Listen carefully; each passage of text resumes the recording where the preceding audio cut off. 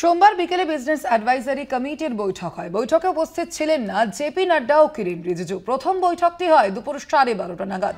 বিকেল 4:30 আবারও এই কমিটির বৈঠক ডাকা হয়েছিল। প্রথম বৈঠকে নাড্ডা এবং রিজিজু উপস্থিত থাকলেও বিকেলের বৈঠকে যাননি। জরুরি কাজ পড়ে গিয়েছিল বলে জানান নাড্ডা, কিন্তু কিরেন রিজিজু কোনো কারণ দেখাননি।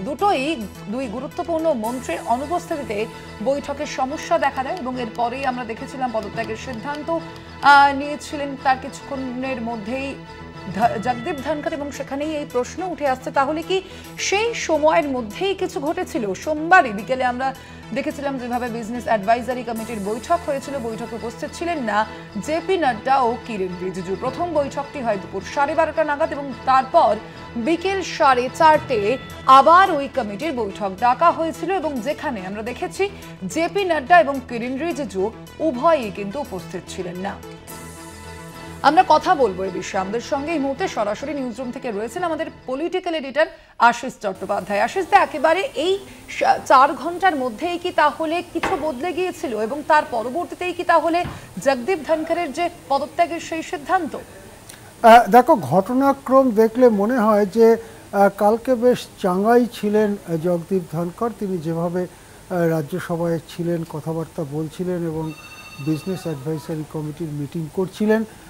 দুপুরবেলা যখন মিটিং হয় সেখানে প্রথাগতভাবে সরকারের প্রতিনিধি দুই গুরুত্বপূর্ণ মন্ত্রী জেপি নাড্ডা এবং কিরেন রিজিজু ছিলেন। বিশেষ করে মনে রাখতে হবে যে জেপি নাড্ডা যেহেতু বিজেপির সর্বভারতীয় সভাপতি, তার থাকাটা হচ্ছে একটা স্ট্যাম্প অফ অথরিটি, যেটাকে বলে যে কর্তৃত্বপূর্ণ উপস্থিতি। ফলে বিজনেস কীরকম হবে এই রাজ্যসভার এই অধিবেশনে সেই সংক্রান্ত ব্যাপারে তার মতামত বা তার সিদ্ধান্ত, সেটা খুবই গুরুত্বপূর্ণ ব্যাপার।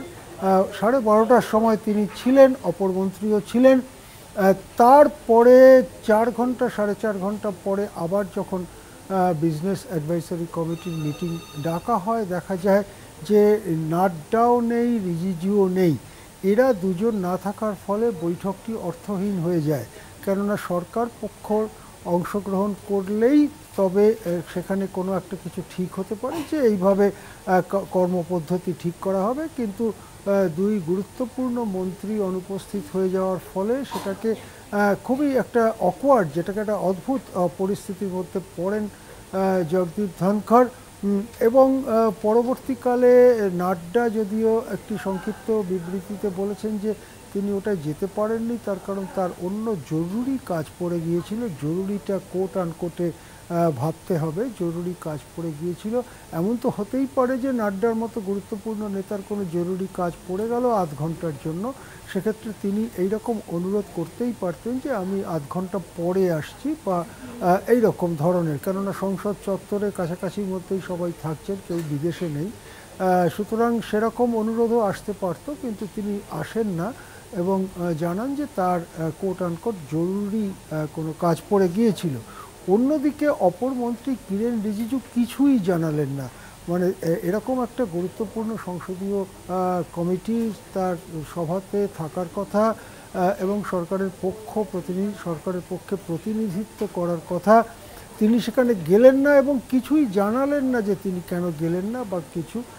এর পরেই সম্ভবত ধনখড় বুঝে যান যে তার সময় শেষ হয়ে এসেছে, তাকে স্পষ্ট ইঙ্গিত দেওয়া হচ্ছে। এর মধ্যে উচ্চতম স্তরে কোনো কথাবার্তা আদান প্রদান হয়ে থাকতে পারে। প্রধানমন্ত্রীও ছিলেন কালকে ঘটনাস্থলের কাছাকাছি, তিনিও ছিলেন। সুতরাং তার সাথেও কোনো কথাবার্তা হয়ে থাকতে পারে, সেটা জানা যাচ্ছে না। কিন্তু সরকারের পক্ষ থেকে দুই মন্ত্রী না থাকাটা একেবারে স্পষ্ট ইঙ্গিত যে আপনার এই পৌরোহিত্যে যে সভাটা হচ্ছে সেই সভার প্রতি আমাদের আস্থা নেই।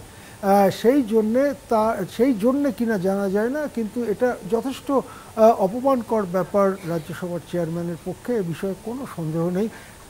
যদিও এই ব্যাপারের পরেই নাড্ডা সিদ্ধান্ত নিয়েছেন নাকি আরও কোনো কনসালটেশন হয়েছিল, আরও কেউ তাকে বলেছেন পদত্যাগ করতে, সেটা জানা যাচ্ছে না এখনই। কিন্তু এটা দেখা যাচ্ছে যে দুই গুরুত্বপূর্ণ সরকারের প্রতিনিধি, দুই গুরুত্বপূর্ণ মন্ত্রী, তার মধ্যে বিজেপির সর্বভারতীয় সভাপতি, তারা বিজনেস অ্যাডভাইসারি কমিটিতে অনুপস্থিত হয়ে গেলেন এবং তার 2-3 ঘন্টার মধ্যেই পদত্যাগপত্র পৌঁছলো, পদত্যাগপত্র লিখে ফেললেন জগদীপ ধনখড় এবং সেটা তারপরে একেবারে যত তাড়াতাড়ি সম্ভব আজকে সকালবেলা সেটি গ্রহণও করা হলো রাষ্ট্রপতির পক্ষ থেকে। সুতরাং দেখা যাচ্ছে যে কতগুলো ঘটনাক্রম রয়েছে যেখানে বড় ফাটল ধনখড়ের সঙ্গে বিজেপি নেতৃত্ব এবং সরকারের নেতৃত্বের বড় একটা ফাটলের সম্ভাবনা কিন্তু ক্রমাগতই সামনে আসছে। আরও যত সময় গড়াবে এ ব্যাপারে আমরা আপডেট দিতে থাকবো কলকাতা টিভিতে। একেবারেই আশিস দা, ধন্যবাদ আপনাকে।